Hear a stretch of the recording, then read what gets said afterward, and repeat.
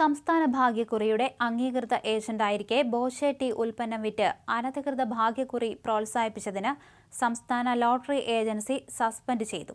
ജില്ലാ ഭാഗ്യക്കുറി ഓഫീസിൽ H3714 നമ്പറായി രജിസ്റ്റർ ചെയ്തിട്ടുള്ള അടൂർ പന്നിവിഴ ബാലത്ത് ഷിനോ കുഞ്ഞുമോന്റെ ലോട്ടറി ഏജൻസിയാണ് സംസ്ഥാന ഭാഗ്യക്കുറി director S. Abraham Ren suspend ചെയ്തത്.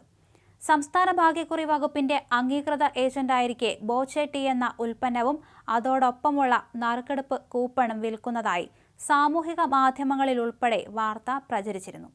വകുപ്പ് നിർദ്ദേശപ്രകാരം അടൂർ അസിസ്റ്റന്റ് ജില്ലാ ഭാഗ്യക്കുറി ഓഫീസർ നടത്തിയ പ്രാഥമിക അന്വേഷണ റിപ്പോർട്ടിന്റെ അടിസ്ഥാനത്തിലാണ് സസ്പെൻഷൻ നടപടി.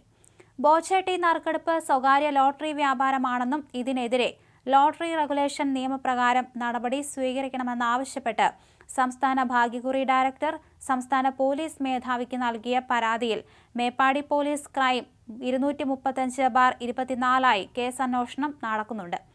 സംസ്ഥാന ഭാഗ്യക്കുറി ഏജന്റുമാർ സ്വകാര്യ നറുക്കെടുപ്പ് പദ്ധതികളുടെ ഭാഗമാകുന്നത് പൊതു താൽപര്യ വിരുദ്ധവും ലോട്ടറി റെഗുലേഷൻ നിയമത്തിന്റെയും ചട്ടങ്ങളുടെയും ലംഘനവുമാണ്. നിയമവിരുദ്ധ പ്രവർത്തനത്തിന്റെ ഭാഗമായി 2005 കേരള പേപ്പർ ലോട്ടറീസ് ചട്ടങ്ങളിലെ 5(5) ചട്ടപ്രകാരമാണ് ഷിനോ കുഞ്ഞുമോന്റെ ഏജൻസി സസ്പെൻഷൻ.